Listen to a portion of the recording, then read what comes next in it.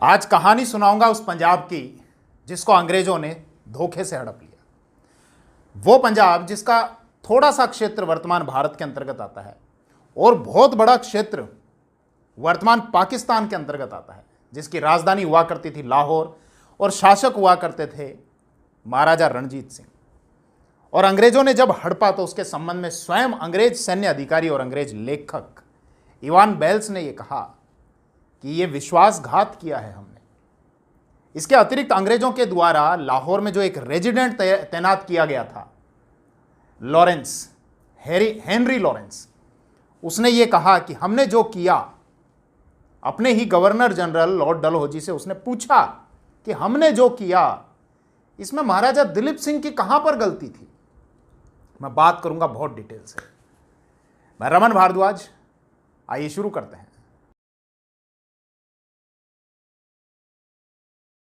एक बात तो बताना ही भूल गो, राजस्थान की history, modern Indian history, Rajasthan की आर्ट और कल्चर, इसके स्पेशल बैचेस शुरू कर रहा हूं। भारद्वाज क्लासेस की एप्लीकेशन, लिंक इस वीडियो के डिस्क्रिप्शन में भी एप्लीकेशन का। इसके अलावा प्ले स्टोर से भी जाके डाउनलोड कर सकते हो। तो अगर ये लगे कि समझ में आ रहा है, मैं ठीक ठाक थोड़ा पढ़ा रहा हूं, अगर आपको लगे ज्वाइन करना चाहिए तो देख लेना आप। Thank you. एक किताब है लेटर मुगल्स, जो विलियम इरविन के द्वारा लिखी गई है। विलियम इरविन जो इंडियन सिविल सर्वेंट थे ब्रिटिश भारत में।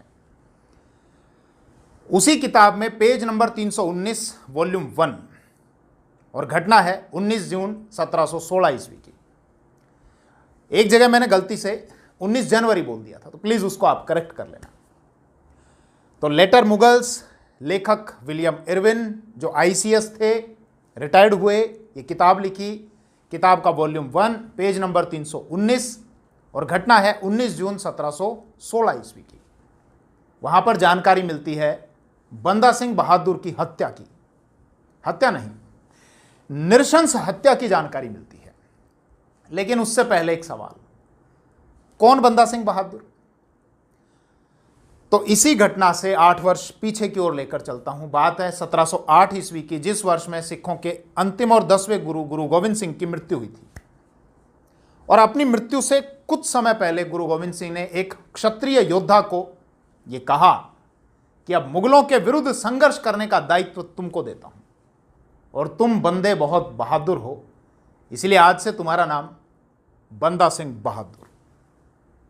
गुरु गोविंद सिंह से यह भी पूछा गया कि आपकी मृत्यु के बाद अब इस गुरु परंपरा में हमारे अगले गुरु कौन? यदि हमारे मन में कोई प्रश्न होगा, कोई सवाल होगा, तो उसका जवाब किससे मिलेगा? तो गुरु गोविंद सिंह ने यह कहा कि इस गुरु परंपरा में अब मेरे बाद आपके अगले गुरु हैं ये गुरु ग्रंथ साहिब, मतलब ये किताब, ये जो ग्रंथ है ये आपके अगले गुरु हैं, और आपके मन में जो भी प्रश्न है उन सभी के जवाब इस गुरु ग्रंथ साहिब से आपको मिलेंगे। तो वापस आ जाइए। अब घटना है 19 जून 1716 ईस्वी की, जब उन्हीं बंदा सिंह बहादुर की नृशंस हत्या कर दी गई थी। बंदा सिंह बहादुर को मुगलों के द्वारा कैद कर लिया गया था। इस समय मुगल शासक थे फर्रुख शेर, जो 1713 से और 1719 ईस्वी तक शासक रहे थे। बंदा सिंह बहादुर को दिल्ली में कैद किया जा चुका था। दिल्ली की किसी जेल में वो बंद थे, वहां से निकालकर उनको एक खुले चबूतरे पर बैठाया गया। जनता ये सब देख रही थी, दिल्ली की जनता। बंदा सिंह बहादुर के साथ में उनके और भी साथी थे, और भी सिख योद्धा थे, और उन सब की नृशंस हत्या की जानी थी। और अभी मृत्यु से पहले बंदा सिंह बहादुर को वो दृश्य देखना था जिसके बारे में उन्होंने कभी सोचा भी नहीं होगा। बंदा सिंह बहादुर की गोद में उनके 3 वर्ष के बेटे को बैठाया गया। जैसा लिखा गया है, स्क्रीनशॉट लगा दूंगा उसका, उसमें आप रीड कर सकते हैं। तो जैसा लिखा गया है वैसा बताता हूं। बंदा सिंह बहादुर की गोद में उनके 3 वर्ष के बेटे को बैठाया गया, और जल्लाद ने यह कहा, मारो इसको। कोई पिता अपने बेटे को कैसे मार सकता है? बंदा सिंह बहादुर ने मना कर दिया, तो उसी जल्लाद ने बंदा सिंह बहादुर के सामने उनके 3 वर्ष के बेटे को काट दिया और उसका कलेजा निकाल लिया, और निकालकर बंदा सिंह बहादुर के मुंह में ठूंस दिया। अब विचार करो, एक पिता के मुंह में उसी के 3 वर्ष के बेटे का कलेजा ठूंस दिया गया। उसके सामने पहले मारा गया, कलेजा निकाला गया, और फिर उसके मुंह में डाल दिया गया। उस पिता पर क्या बीती होगी। और इसके बाद फिर बंदा सिंह बहादुर की भी नृशंस हत्या की गई। सबसे पहले जैसा लिखा गया है कि जो सीधी आंख है उसको निकाला गया, उल्टे पैर को काटा गया, दोनों हाथों को काट दिया गया और इसके बाद बंदा सिंह बहादुर को भी मार दिया गया।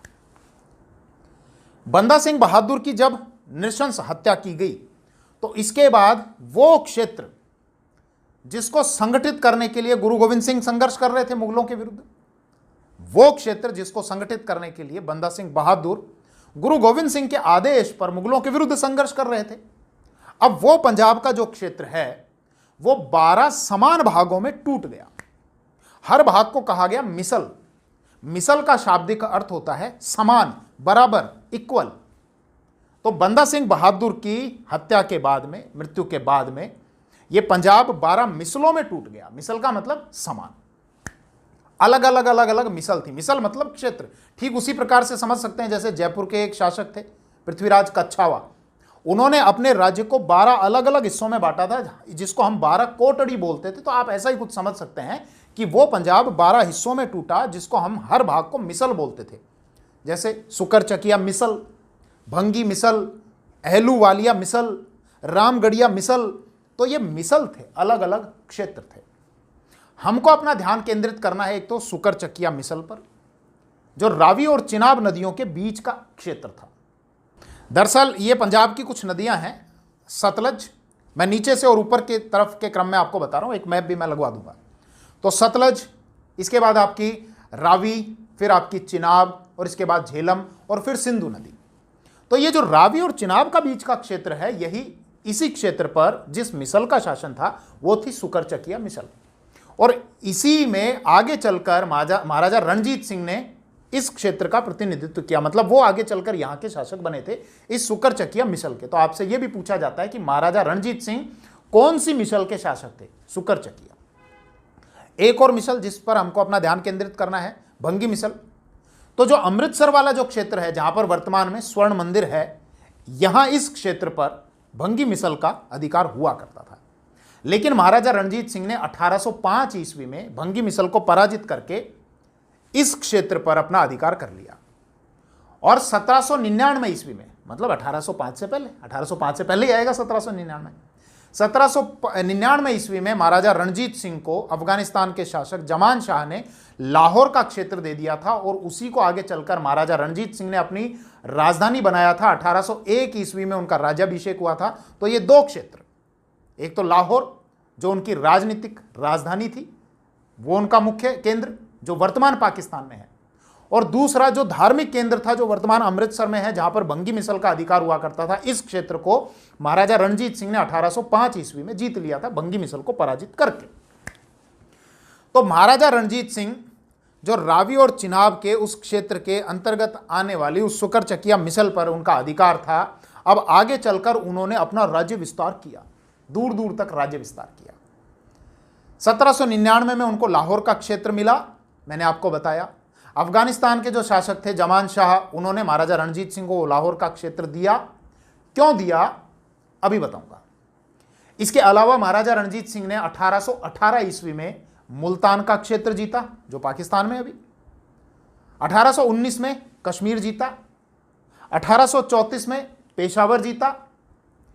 और जब ये इतना वो राज्य विस्तारित कर रहे थे, मतलब अब वो जो मिसल थी, छोटी सी मिसल थी, अब वो मिसल से हटकर एक बड़ा राज्य, एक बड़ा देश बनता जा रहा था। तो इसीलिए आगे चलकर अब अंग्रेजों को भी दिक्कत होने लगी और अंग्रेजों के माथे पर लकीरें उत्पन्न हो गई कि महाराजा रणजीत सिंह अपने राज्य का विस्तार कर रहे हैं और हो ना हो आगे चलकर ये सिख अंग्रेजों के लिए भी सिरदर्द बन सकते हैं, दिक्कत पैदा कर सकते हैं। इसीलिए अंग्रेजों और महाराजा रणजीत सिंह के मध्य में एक फिर संधि होती है और वो संधि होती है 25 अप्रैल 1809 ईस्वी में। तो मैं उस संधि पर आपको लेकर आऊं तो उससे पहले 1799 में लाहौर का क्षेत्र महाराजा रणजीत सिंह को कैसे मिला वो बात कर लेता हूं। दरअसल जो अफगानिस्तान का शासक था जमान शाह, जो अहमद शाह अब्दाली का पोता था, पौत्र। अहमद शाह अब्दाली को तो हम जानते हैं, भारत पर जो उसने 5वां अटैक किया था 14 जनवरी 1761 ईस्वी को। पानीपत का तीसरा युद्ध हुआ था अहमद शाह अब्दाली और मराठों के बीच में। टोटल उसने भारत पर 7 अटैक किए थे। पानीपत का युद्ध वाला उसका 5वां अटैक था उसी अहमद शाह अब्दाली या अहमद शाह दुर्रानी का पोता था जमान शाह, वो शासक बना था वहां का। उसने भी कोई एक ऐसा ही अटैक किया था भारत पर, भारत की ओर वो आया था, लेकिन जब वो वापस जाने लगा तो चिनाब नदी में जल का स्तर बहुत ज़्यादा था, बारिश ज़्यादा हुई होगी, पानी ज़्यादा रहा होगा, तो उसके कारण वो अपने कुछ हथियार तोपें वगैरह यहीं पर छोड़ गया। बोले कौन इनको घसीट कर वहां पर लेकर जाएगा, और वो चला गया। अब जब नदी का पानी उतरा और महाराजा रणजीत सिंह ने देखा कि उसी जमान शाह की यहाँ पर कुछ तोपें हैं, और उन तोपों को जब वहां पर भिजवाया गया, जब लेकर गए, तो जमान शाह महाराजा रणजीत सिंह से बड़ा प्रसन्न हुआ और उनको ये कहा कि लाहौर आपका। और 1799 ईस्वी में महाराजा रणजीत सिंह को लाहौर दे दिया। आगे चलकर 1801 ईस्वी में महाराजा रणजीत सिंह का वहीं पर राज्याभिषेक हुआ और उनकी जो राजधानी बनी वो लाहौर बना, वही लाहौर जो वर्तमान पाकिस्तान में आता है। अब विषय से थोड़ा सा अलग हटके मैं बात कर रहा हूं। वैसे सिख जो हैं, हिंदुस्तान की जो फौज है उसमें बहुत बड़ी संख्या में, और जब एक सिख योद्धा खड़ा होता है तो सामने वाले की इतनी औकात नहीं होती कि वो लड़ने के लिए आ जाए। सिख देशभक्त हैं, अपने देश के लिए मर और मिट सकते हैं, लेकिन कुछ मुट्ठी भर लोग ऐसे हैं जिनकी वजह से बाकी के जो ईमानदार हैं, देशभक्त हैं, उनको परेशानी झेलनी पड़ती है और वो मांग करते हैं कि अलग से खालिस्तान बनाया जाए। तो ऐसे लोगों के लिए संदेश है कि महाराजा रणजीत सिंह का जो राज्य था, जो पंजाब था, उस पंजाब का बहुत छोटा सा क्षेत्र वर्तमान हिंदुस्तान के अंतर्गत आता है और बहुत बड़ा क्षेत्र वर्तमान जो पाकिस्तान है ना, उसके अंतर्गत आता है। तो अगर इस प्रकार की उन मुट्ठी भर लोगों के द्वारा, जो देशभक्त नहीं है, उनके द्वारा इस प्रकार की अगर मांग उठाई जाती है, तो क्यों ना इसकी शुरुआत पाकिस्तान से हो, क्योंकि महाराजा रणजीत सिंह की तो राजधानी ही लाहौर हुआ करती थी। खैर, वापस हम अपने विषय पर आते हैं। तो महाराजा रणजीत सिंह को इस प्रकार से लाहौर मिला। 1805 ईस्वी में मैंने आपको बताया कि उन्होंने भंगी मिसल को पराजित करके उस अमृतसर वाले क्षेत्र पर अपना अधिकार कर लिया था। इसके अलावा हम बात कर रहे थे 25 अप्रैल 1809 ईस्वी की, जब अंग्रेजों के लिए ये प्रॉब्लम, उनको लगा कि महाराजा का तो क्षेत्र विस्तारित हो रहा है और कल को हो ना हो हमारे साथ में दिक्कत हो सकती है। तो इस समय अंग्रेजों ने महाराजा रणजीत सिंह के साथ में संधि की। अंग्रेजों के जो गवर्नर जनरल थे, मतलब ईस्ट इंडिया कंपनी के भारत में जो गवर्नर जनरल थे, वो थे लॉर्ड मिंटो फर्स्ट।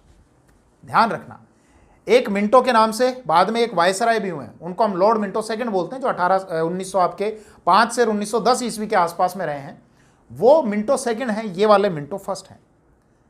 तो लॉर्ड मिंटो फर्स्ट ने, governor general Lord Minto first ने चार्ल्स मेटकॉफ को बुलाया और ये कहा कि जाओ रणजीत सिंह से बात करो और दोनों के मध्य मित्रता करो, एक संधि करो। चार्ल्स मेटकॉफ आए, वो मध्यस्थ थे, ये सवाल पूछे जाएंगे, ध्यान रखना। चार्ल्स मेटकॉफ आए, उन्होंने अंग्रेजों और महाराजा रणजीत सिंह के मध्य में संधि करवाई। ध्यान रखना इस नाम को। हम ये देखते हैं कि अंग्रेजों के द्वारा राजपुताना के शासकों के साथ में जो संधियां की गई थी, उसमें मीडिएटर की भूमिका colonel James Tod, Charles Metcalfe, Malcolm, और मुख्य रूप से इन तीनों में से चार्ल्स मेटकॉफ के द्वारा निभाई गई थी। तो बात करने में एक्सपर्ट आदमी होगा, तो इसीलिए चार्ल्स मेटकॉफ को भेजा गया और दोनों के बीच में संधि हो गई। कब? 25 अप्रैल 1809 ईस्वी को। ध्यान रखना इस चीज को भी। संधि में क्या क्या शर्तें थी वो इंपॉर्टेंट है हमारे लिए। संधि की पहली शर्त, महाराजा रणजीत सिंह से कहा गया कि सतलज नदी हमारी बाउंड्री है, ना तो हम सतलज नदी के उस पार आएंगे और ना आप सतलज नदी के इस पार आना। मतलब सतलज नदी हमारे राज्य की एक विभाजक रेखा हो गई। महाराजा ने कहा फिर मैं अपना राज्य विस्तार कहां करूं, मुझे तो अपना राज्य विस्तार करना है। तो सतलज नदी के इस तरफ मत आओ, नीचे की तरफ मत आओ, सतलज नदी के ऊपर की तरफ, उधर अफगानिस्तान की तरफ जितना बढ़ना दूर दूर तक खूब बढ़ो। और महाराजा रणजीत सिंह आगे की ओर बढ़े। क्यों? क्योंकि अब उनको इस बात की टेंशन नहीं थी कि अगर मैं अफगानिस्तान की तरफ अटैक करता हूं, उन क्षेत्रों पर अधिकार करता हूं, तो पीछे से अंग्रेज अटैक कर लेंगे, ये टेंशन नहीं थी। क्योंकि अंग्रेजों के साथ में अब इस संधि के द्वारा मित्रता हो गई, तो महाराजा रणजीत सिंह अगर अफगानिस्तान की तरफ जाते हैं, अटैक करते हैं, तो अंग्रेज तो मित्र बन गए ना, तो पीछे से वो अटैक नहीं करेंगे। और महाराजा रणजीत सिंह ने बहुत सारे क्षेत्रों को जीता। मुल्तान मैंने बताया आपको 1818 में, जो वर्तमान का है पाकिस्तान में। कश्मीर भी जीता उन्होंने 1819 में। पेशावर भी जीता उन्होंने, जो कहां पर है वर्तमान पाकिस्तान में। वो कब जीता? 1834 ईस्वी में, पेशावर में। और ध्यान रखना, जब पेशावर में जीता तो वहां का प्रशासक उन्होंने एक यूरोपियन को बनाया, एविटेबल को। यूरोपियन को वो प्रशासक बना रहे हैं। और महाराजा रणजीत सिंह के शासनकाल को जब हम देखते हैं तो ये देखते हैं कि महाराजा रणजीत सिंह के शासनकाल में जो प्रशासन में जो व्यक्ति थे वो अलग अलग धर्मों के भी थे, अलग अलग देश के भी थे, यूरोपियन भी थे, हिंदू भी थे, मुस्लिम भी थे। वैसे ध्यान रखना, जब ये हिंदू और सिख शब्द आता है ना, तो हमारे संविधान में हिंदू की जो परिभाषा दी हुई है उसमें सिख को भी शामिल किया गया, जैन को भी शामिल किया गया, बौद्ध को भी शामिल किया गया। इसी की अलग अलग संविधान की बात कर रहा हूं, इसी की अलग अलग ब्रांच मानी गई है। और महाराजा रणजीत सिंह ने अफगानिस्तान से भागे हुए एक व्यक्ति शाह शुजा के साथ में जब उनकी सहायता करने के लिए, शाह शुजा की सहायता करने के लिए जब बात कही थी, तो कुछ बातें ये भी कही की थी कि भैया तुम गाय नहीं काटोगे एक तो, और हमारा जो सोमनाथ मंदिर है तुम्हारे जो आक्रांताओं ने यहाँ आकर उसके दरवाजे तोड़े लेकर चले गए वो भी वापस लौटाना। तो ये जो बातें हैं ये बताती हैं कि महाराजा रणजीत सिंह की क्या निष्ठाएं थी। खैर वापस विषय पर आते हैं कि महाराजा रणजीत सिंह ने जो पेशावर का क्षेत्र जीता था, मैं क्या बता रहा था, उस क्षेत्र पर यूरोपियन व्यक्ति एविटेबल को वहां का प्रशासक बनाया था। तो हम ये देखते हैं कि महाराजा रणजीत सिंह के प्रशासन में न केवल यहाँ के लोग बल्कि यहाँ के लोगों में हिंदू भी थे, मुस्लिम भी थे, यूरोपियन भी थे। जैसे ध्यान रखना, इनको चाहो तो आप नोट कर लेना, उनकी सेना में या उनके प्रशासन में जो यूरोपियंस लोग थे, वंतुरा पैदल सेना थी, पैदल सेना का कमांडर वंतुरा। घुड़सवार सेना जो हुआ करती थी उसका कमांडर एलोर्ड। पैदल सेना वंतुरा, घुड़सवार जो सेना होती थी उसका कमांडर एलोर्ड। इसके अलावा तोप खाने के जो प्रमुख थे, 3 नाम बता रहा हूं जिसमें 2 यूरोपियन है, एक कोर्ट एक गार्डनर। कोर्ट गार्डनर, तो ये तो दोनों यूरोपियन। इसके अलावा एक मुस्लिम, इलाही बख्श। कोर्ट गार्डनर इलाही बख्श। उनके जो विदेश मंत्री थे मुस्लिम थे, अजीजुद्दीन। वित्त मंत्री थे दीनानाथ। तो कितने सारे अलग अलग नाम हो गए। एविटेबल यूरोपियन व्यक्ति, पेशावर का प्रशासक, कोर्ट गार्डनर इलाही बख्श तोप खाने के प्रमुख, वंतुरा पैदल सेना का प्रमुख, एलोर्ड घुड़सवार सेना का प्रमुख, दीनानाथ वित्त मंत्री, अजीजुद्दीन विदेश मंत्री। तो वापस विषय पर आओ, क्या बात कर रहे थे हम? संधि की बात कर रहे थे। उसी संधि में जब कुछ और विषय मुझे ध्यान आए तो मैंने उनकी भी आपसे चर्चा कर ली। संधि की क्या बात कर रहे थे कि साहब संधि हुई, संधि में ये था कि सतलज नदी हमारी बाउंड्री है, महाराजा रणजीत सिंह सतलज नदी के उस पार बढ़ रहे हैं, उन क्षेत्रों को वो जीत रहे हैं। और फिर पेशावर में जब अधिकार किया तो पेशावर से रिलेटेड मुझे कुछ बात याद आई, वो मैंने आपको बता दी। दूसरी शर्त, दूसरा ये अंग्रेजों ने कहा कि आप जो सिंध वाले क्षेत्र से जो टैक्स लेते हो ना, जो कर लेते हो, वो आज के बाद नहीं लोगे। महाराजा ने कहा ठीक है मैं नहीं लूंगा, और बस हम मित्र। अगर कल को कोई युद्ध हो जाता है, लड़ाई हो जाती है किसी के भी साथ में, आपकी लड़ाई होगी हम चलेंगे, हमारी लड़ाई हो जाए आप चल लेना। अब इसके कारण महाराजा रणजीत सिंह को आगे चलकर एक और संधि करनी पड़ी थी। समझाता हूं थोड़ा सा आगे चलकर। इन फ्यूचर बात है 1838 ईस्वी की। रशिया और अफगानिस्तान का जो शासक था दोस्त मोहम्मद, इनके बीच में एक अलायंस हुआ, इनकी आपस में दोस्ती हुई। रशिया यह चाहता था कि भारत में जो अंग्रेजों की कॉलोनी है उनको यहां से भगाया जाए। अब वहां अफगानिस्तान, भारत में अंग्रेजों की कॉलोनी, बीच में पंजाब, पंजाब को अंग्रेजों ने एक बफर स्टेट बनाकर रखा हुआ था। अब अंग्रेजों को दिक्कत यह है कि साहब रशिया के साथ मिलकर वो यहां पर ये अटैक करे, तो उस एक काम करते हैं, उस दोस्त मोहम्मद पर ही हम अटैक कर देते हैं और दोस्त मोहम्मद को गद्दी से हटाकर अफगानिस्तान के ही एक व्यक्ति को वहां का शासक बना देते हैं। लेकिन किसको? तो ध्यान देना, आप वापस विषय पर आओ। दोस्त मोहम्मद और अफगानिस्तान का ही एक व्यक्ति शाह शुजा। जब दोस्त मोहम्मद शासक नहीं बना था तो दोस्त मोहम्मद और शाह शुजा के बीच में लड़ाई हुई थी शासक बनने को लेकर। दोस्त मोहम्मद जीत गया, अगला राजा बन गया। शाह शुजा को अपनी जान बचाकर वहां से भागना पड़ा। वो पहले भागा कश्मीर, महाराजा रणजीत सिंह ने उसको कश्मीर से बचाया, छुड़ाया। शाह शुजा खुश हुआ और खुश होकर महाराजा रणजीत सिंह को वो कोहिनूर हीरा जो नादिर शाह भारत से, दिल्ली से लूट कर यहां से ले गया था, वो शाह शुजा था तो अफगानिस्तान में ही, वहां से अपने साथ में लेकर आ गया और महाराजा रणजीत सिंह को दे दिया। बोले आपने मेरी सहायता की, कश्मीर से मेरे को लाए, ये पकड़ो कोहिनूर हीरा, मेरे को और भी आपसे हेल्प चाहिए। बोले क्या? बोले दोस्त मोहम्मद को हटा के और मेरे को गद्दी पर आ बैठा दो। महाराजा रणजीत सिंह सीधे दोस्त मोहम्मद से नहीं भिड़ना चाहते थे, उसकी कोई हेल्प नहीं की। लेकिन यहां पर महाराजा, जो मैंने आपको बात बताई थी, महाराजा रणजीत सिंह ने उससे बात कही थी कि तुम गाय की जो हत्याएं करते हो अपने राज्य में, गाय की हत्याएं बंद कर दो भैया। लेकिन उसकी कोई हेल्प नहीं की महाराजा रणजीत सिंह ने। उसका कारण यही था कि यही हो सकता है कि वो सीधे दोस्त मोहम्मद से नहीं भिड़ना चाह रहे होंगे। शाह शुजा महाराजा रणजीत सिंह के पास से निकला और अंग्रेजों के पास में गया। अंग्रेजों से कहा कि आप हमारी हेल्प करो। बोले देखेंगे, टाइम आने दो, अभी एक काम कर, वहाँ लुधियाना में जाके बैठ जा, आराम से रह, और तेरे को पैसा हम दे देंगे, पेंशन हम दे देंगे। तो अंग्रेजों ने उस शाह शुजा को लुधियाना बैठा दिया, लुधियाना का क्षेत्र दे दिया और उसको पेंशन बांध दी कि ये तेरी पेंशन आती रहेगी। तो अब जब वापस आ जाओ विषय पर, 1838 ईस्वी में अंग्रेज उस दोस्त मोहम्मद को गद्दी से हटाना चाह रहे हैं, क्योंकि वो रूस के साथ में मिलकर अंग्रेजों के विरुद्ध षड्यंत्र कर रहा है। तो अंग्रेज वहां पर जा रहे हैं अटैक करने के लिए, और जब अटैक करने के लिए जा रहे हैं तो उस शाह शुजा को लेकर जा रहे हैं। उसको बुलाया, शाह शुजा इधर आ। बोले हाँ। चल रहा है अफगानिस्तान? बोले हाँ साहब, वो तो मेरा देश है। बोले चल तेरे को गद्दी पे बैठाएंगे। सच्ची? हाँ। बोले सच्ची, तेरे को गद्दी पे बैठाएंगे, आजा साथ में। तो अब 1838 में एक संधि हुई अंग्रेज, शाह शुजा और महाराजा रणजीत सिंह के मध्य। तो ये त्रिपक्षीय समझौता या त्रिपक्षीय संधि हुई।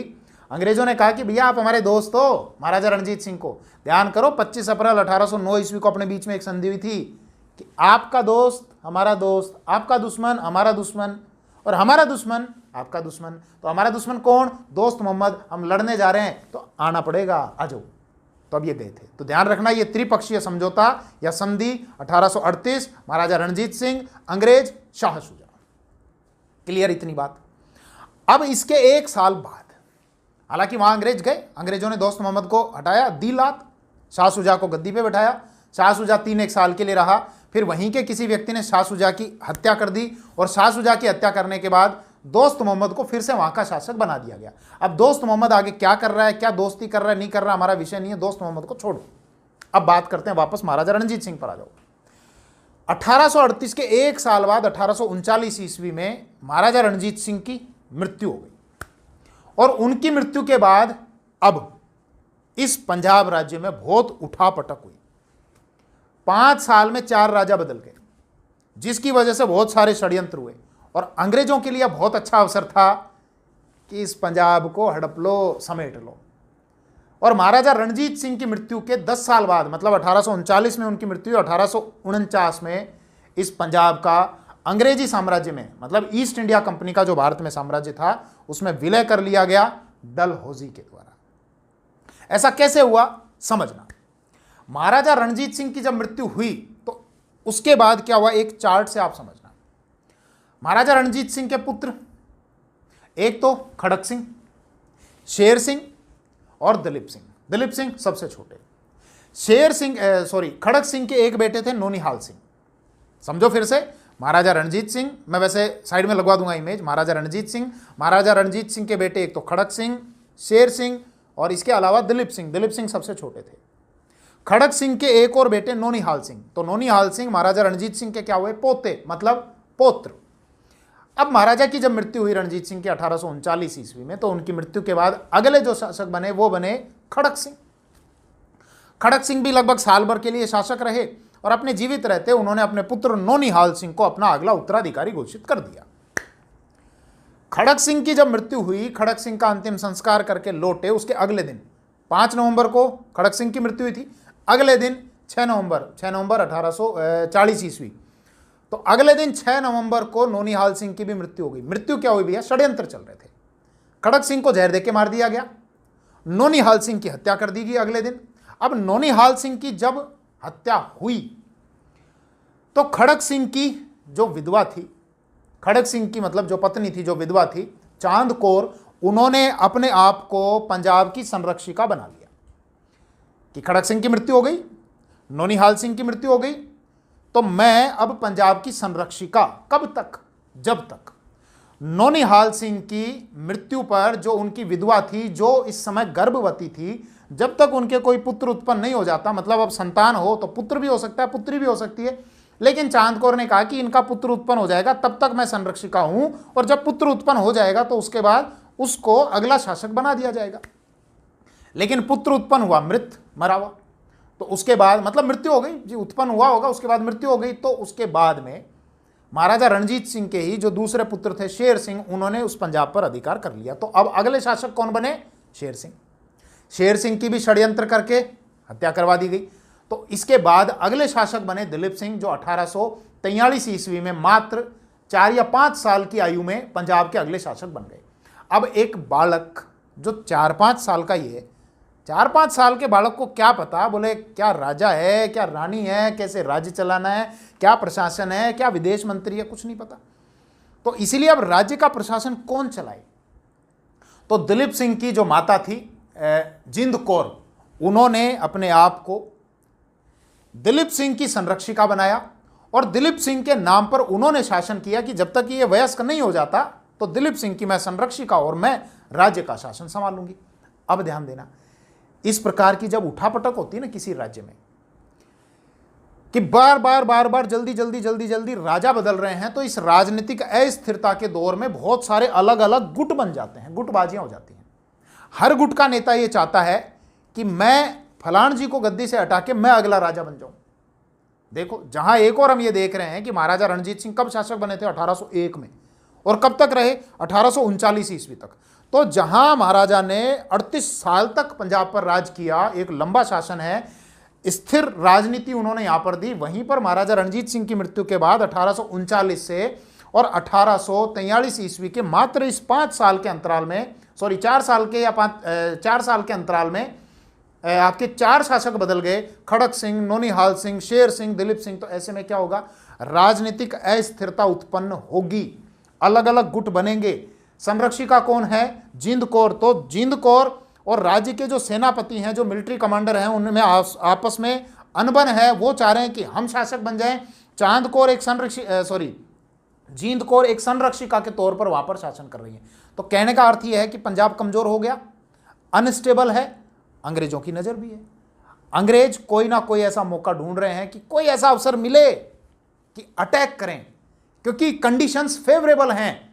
पंजाब अस्थिर है और इसके अलावा पंजाब उपजाऊ है, नदियां हैं, सतलज है, रावी है, चिनाब है, झेलम है, व्यास है, सिंधु नदी है, तो उपजाऊ क्षेत्र है, कितना टैक्स कलेक्शन वहां से हो सकता है। तो अब अंग्रेजों की नजर थी, लेकिन कोई एक चिंगारी तो चाहिए। तो बात है 1845-46 ईस्वी की। तो पंजाब में तो क्या है? शासक दिलीप सिंह, लेकिन दिलीप सिंह अभी बालक हैं। शासन कौन कर रही हैं? उनकी संरक्षिका के तौर पर उनकी जो माता है जिंद कौर, वो शासन कर रही है। और घटना कब की? 1845-46 ईस्वी की।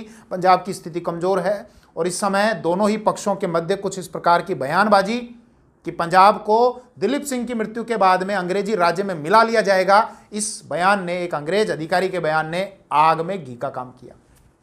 साथ ही साथ जिंद कौर स्वयं भी ये चाहती थी कि मेरे राज्य में ये जो मिलिट्री कमांडर है ना, सेना के जो ये अधिकारी हैं कुछ, ये अपना प्रभाव बढ़ा रहे हैं। एक अगर युद्ध हो जाए अंग्रेजों के साथ में, तो अगर हम हार भी जाएंगे तो मैं अंग्रेजों के साथ में बाद में संधि कर लूंगी, लेकिन ये तो कम से कम मारे जाएंगे।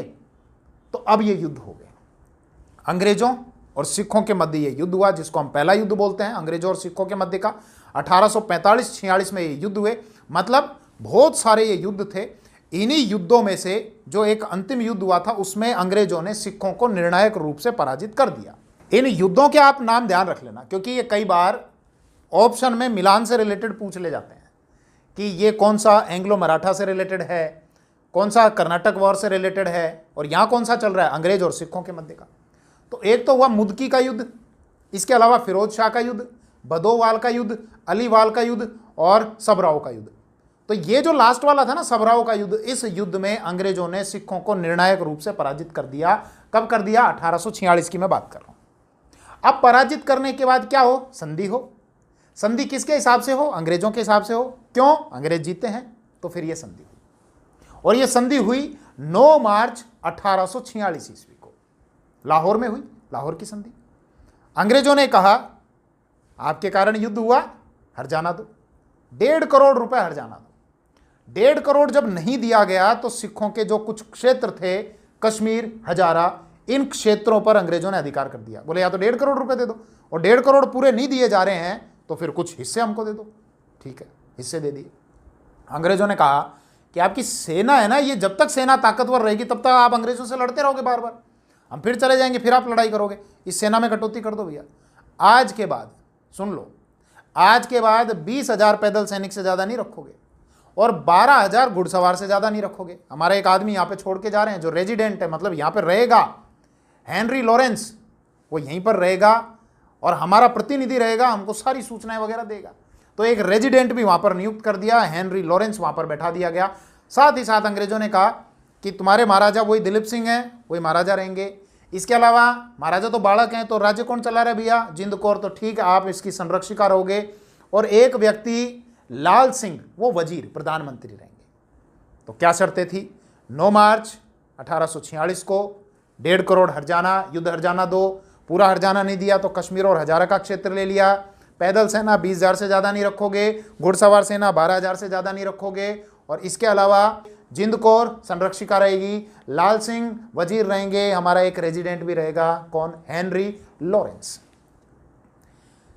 1-2 दिन बाद अंग्रेजों को ही लगा, बोले ज़्यादा तो कुछ अपने मांगा ही नहीं, अरे बल्कि अपने को क्या करना चाहिए था, यहां पर इनके राज्य में एक सेना छोड़ देनी चाहिए थी। ठीक उसी प्रकार से जैसे बाकी राज्यों में अपन करते आ रहे हैं कि अपनी सेना वहां पर छोड़ देते हैं, हमारी सेना का खर्चा वो उठा देते हैं। हम ये कहते हैं कि हम आपकी रक्षा करेंगे, रक्षा के नाम पर हमारी सेना छोड़ देते हैं, सेना का खर्चा वो दे रहे हैं। उनके खर्चे पर अपनी सेना पड़ जाए तो ये तो बढ़िया बात है ना।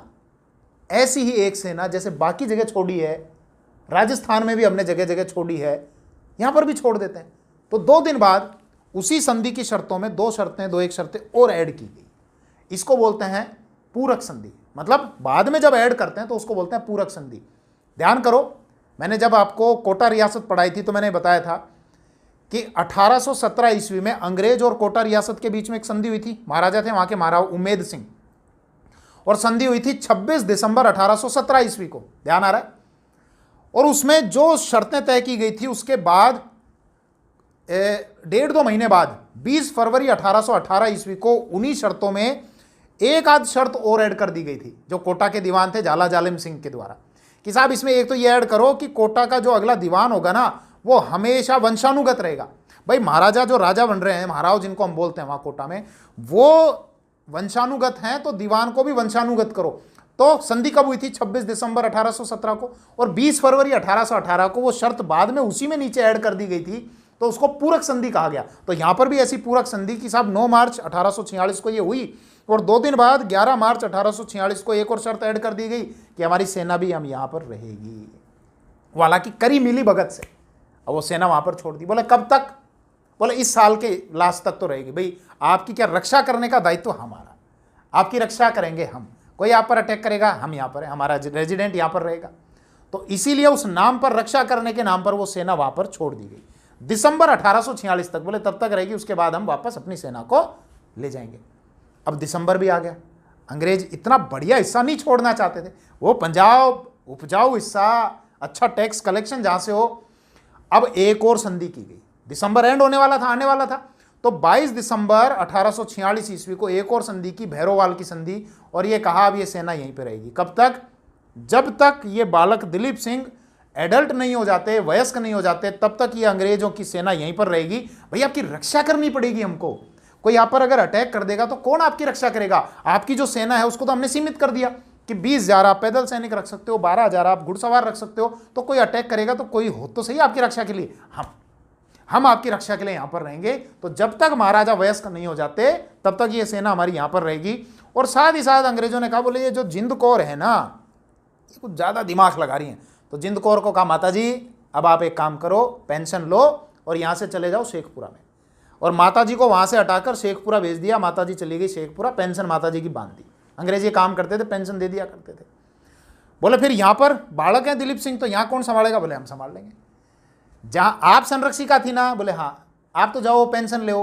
अब दिलीप सिंह के संरक्षक हम संभाल लेंगे। जब तक दिलीप सिंह वयस्क नहीं हो जाते, हमारी सेना भी है और हम यहां संरक्षक बन जाएंगे, हम अपने हिसाब से चला लेंगे यहां पर। तो अब जिंद कौर को यहां से हटाकर शेखपुरा भेज दिया और खुद अंग्रेज अब दिलीप सिंह के पंजाब राज्य के संरक्षक बन गए। अब इसके बाद एक बहुत बड़ा ट्विस्ट आया और घटना यह हुई कि 1848 ईस्वी में ईस्ट इंडिया कंपनी का भारत में एक नया गवर्नर जनरल आया और वो था लॉर्ड डलहौजी।